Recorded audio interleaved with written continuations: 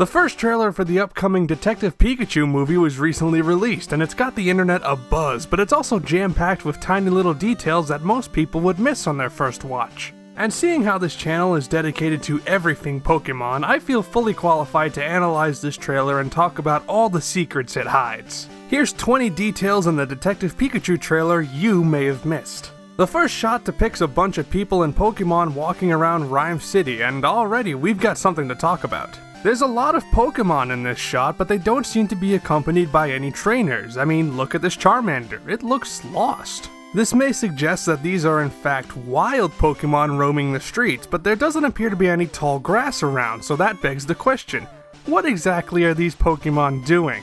This is by far the trailer's biggest mystery. The next shot shows what is most likely Misty and her trusty Psyduck, but take a look behind her. There appear to be giant floats of Gengar and Jigglypuff in the background.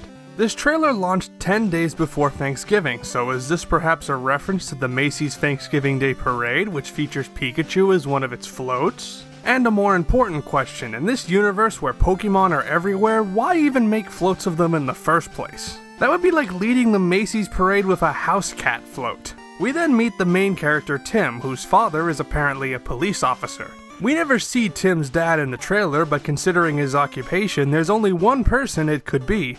That's right, Officer Jenny. How do I know this? Good question.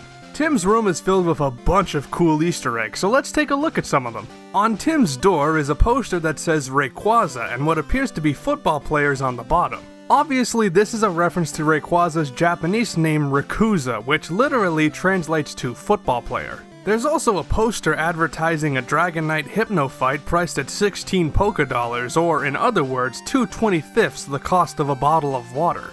Then there's the picture on Tim's drawer, which seems to depict an as of yet unknown Pokemon. Who is this mysterious Pokemon, and why does Tim have a picture of it in his room? This is by far the trailer's biggest mystery. Tim also has a poster of the Sinnoh Championship, which seems fairly normal, but the last word here is intriguing. I could be pronouncing this wrong, but it seems to say Ziv.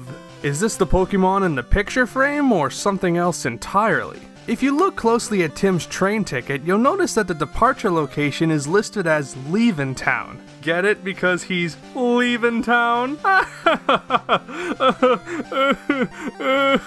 Then we get our first glance at Detective Pikachu himself, and we're treated to his voice performance by Ryan Reynolds, known for his impeccable role in the movie Boltneck.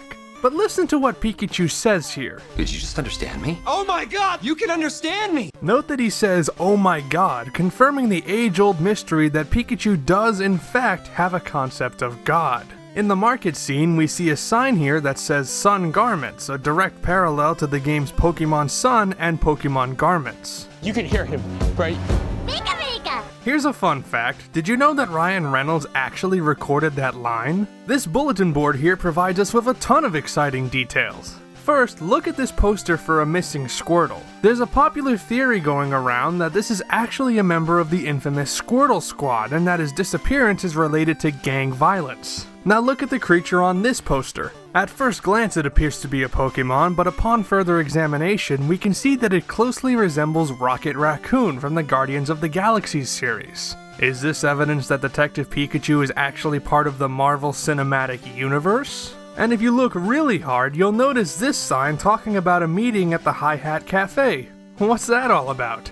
This is by far the trailer's biggest mystery. In this scene with the scary-ass Jigglypuff, there's a poster for a Machamp Primate fight, but I don't think this has any real significance. It's clearly just a background prop with nothing interesting about it at all.